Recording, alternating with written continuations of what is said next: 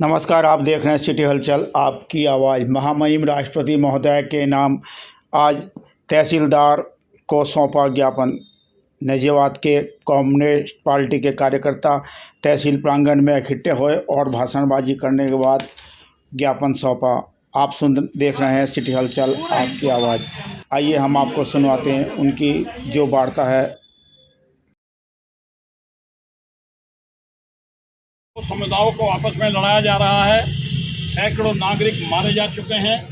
लगभग 50,000 लोग घर छोड़कर कैंपों में रह रहे हैं। सैकड़ों घर व गांव को जला दिया गया है। राज्य सरकार मैती समुदाय के साथ खड़ी है। कुकी समुदाय की महिलाओं को पुलिस द्वारा भीड़ को सौंपा जा रहा है। महिलाओं को नंगा करके सड़कों पर घुमाना, उनके गुप्तांगों से छेड़छाड़ करना, बलात्कार करना जारी है। जी साथियों, आज यहाँ पर हम लोग इकट्ठा हुए हैं और न सिर्फ नाजियाबाद में बल्कि पूरे देश में आज हमने ये मणिपुर में जो हुआ है हमारी माताओं बहनों के साथ में, जो उनको अपमान किया गया, जो उनके साथ दरिंदगी हुई है, और ऐसी घटना आज़ादी के 70-75 साल में कभी नहीं हुई जो मणिपुर में 4 जिसको हुआ है। 4 तारीख क्या है वो 4 मई को हुआ है। 4 मई को। अफसोस की बात है कि 70 दिन तक ये सरकार, केंद्र और राज्य मणिपुर सरकार वो बिल्कुल खामोशी अख्तियार किए रहे और पूरे देश की जनता को ये बताया ही नहीं गया कि वहाँ मणिपुर में क्या हो रहा है। प्रधानमंत्री तब बोले जब वीडियो वायरल हो गया उन महिलाओं का जिनको नग्न करके पूरी भीड़ ने, 1000 से ज़्यादा लोगों की भीड़ पुलिस की मौजूदगी में उन महिलाओं को निवस्त करती है, नंगा करते हैं और उनके जो प्राइवेट पार्ट्स को वो छूते हुए, उनके साथ उनको अपमानित करते हुए ये पूरा 1000 लोगों का जो जुलूस जो मजमा था वो ये सब करता रहा और मणिपुर सरकार को इसका पता ही नहीं चला। अफसोस की बात है कि कोई एक सरकार जिसको अपने एक इलाके में, अपने राज्य में इतनी बड़ी दुर्घटना हो जाए, इतना बड़ा एक अमानवीय कृत्य हो जाए और सरकार वो खामोशी अख्तियार करे रहे, ये जानबूझ करके ये किया हुआ कार्य है। ये एक प्रायोजित वहाँ पर हिंसा फैलाई जा रही है और 2 समूहों को लड़ाया जा रहा है, मैतीज़ और कुकीज़ समाज को। मैतीज़ हिंदू बाहुल्य और हिंदू धर्म को मानने वाले लोग हैं और कुकीज़ और नागाज़ जिनकी संख्या 40% के करीब है, वो उनका बहुमत जो है वो ईसाई धर्म को मानता है। तो एक तरह से ये नस्लीय संघर्ष है और ये एक सांप्रदायिक संघर्ष भी है। ये भाजपा की एक सुयोजित साजिश है कि वो जो उनका एक बहुसंख्यकवादी एक रुझान है और एक इस तरह का वो ढांचा देश में बनाना चाहते हैं, बहुसंख्यकवाद के आधार पर हिंदू राष्ट्र की जो उनकी जो परिकल्पना है जिसको वो साकार करने का कोशिश करते हैं, वो सबसे पहले गुजरात में उन्होंने इस काम को किया।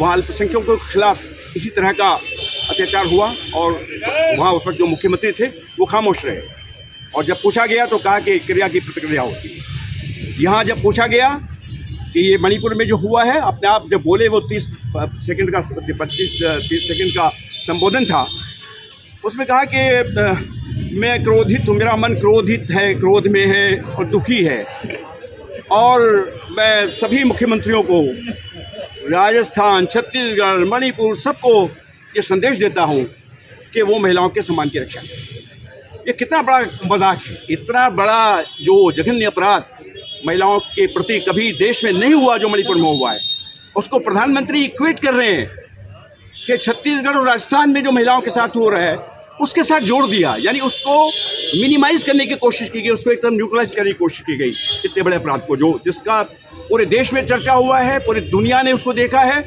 कि किस तरह से हिंदुस्तान में महिलाएं सुरक्षित नहीं हैं और बीजेपी की डबल इंजन सरकार में सुरक्षित नहीं है। जो दावा करते थे कि हम महिलाओं का सम्मान की रक्षा करेंगे, बहुत हुआ अत्याचार, अब की बार मोदी महिलाओं पर हुआ अत्याचार, मोदी सरकार। अब मोदी सरकार बताए इतना बड़ा अत्याचार कभी हुआ नहीं जो आपके राज्य में हो रहा है, जो आप मणिपुर में भी आप हैं, केंद्र में आप हैं, दोनों जगह भाजपा है और महिलाओं को निवस्त करके वहाँ पर इस तरह से अपमानित किया जा रहा है और कत्ल किया जा रहा है। उसके भाई को, उसके परिवार के लोगों को वही मार डाला गया।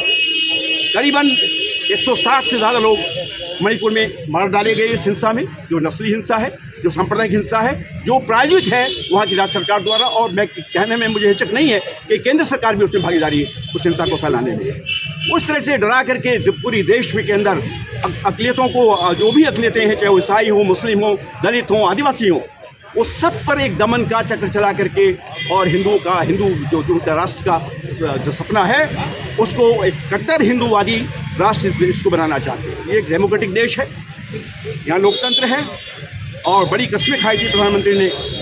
वो पार्लियामेंट में जब गए पहली बार 14 में तो सजदा किया, माथा टेका पार्लियामेंट के सामने और संविधान को सिर पे रखा। कहाँ है आज वो संविधान, कहाँ है वो तुम्हारी कस्में जो तुमने खाई थी वहाँ पार्लियामेंट पे जाते हुए। आज पार्लियामेंट में बोलने को तैयार नहीं आप। पार्लियामेंट तो आपका मंदिर था, उस मंदिर में मणिपुर की महिलाओं पर जो जातियाँ हुई उसके बारे में 2 शब्द कहने के लिए आप पार्लियामेंट में घुस नहीं पा रहे हैं। विरोध पक्ष मांग कर रहा है कि प्रधानमंत्री पार्लियामेंट में आए। वो देश के नेता हैं, वो हर जगह तो वो मौजूद होते हैं। जब रेल की झंडी दिखती है, वो वंदे भारत चलेगी तो प्रधानमंत्री जाएंगे, किसी सड़क का उद्घाटन होगा, किसी शौचालय का उद्घाटन होगा तो प्रधानमंत्री मौजूद रहेंगे। लेकिन जब पार्लियामेंट में सवाल उठ रहा है, पूरे देश में, पूरे देश की जनता आंदोलित है, पूरी दुनिया में भारत शर्मसार हो रहा है इस घटना को लेकर के, तो प्रधानमंत्री पार्लियामेंट में जाने की हिम्मत नहीं जुटा रहे और पार्लियामेंट चलने नहीं जा रही। और वहाँ पर उसका जो चर्चा होना चाहिए था, जो उस पर कार्रवाई होनी चाहिए थी, उस कार्रवाई को कोई सुनने को, कहने को, करने को तैयार नहीं।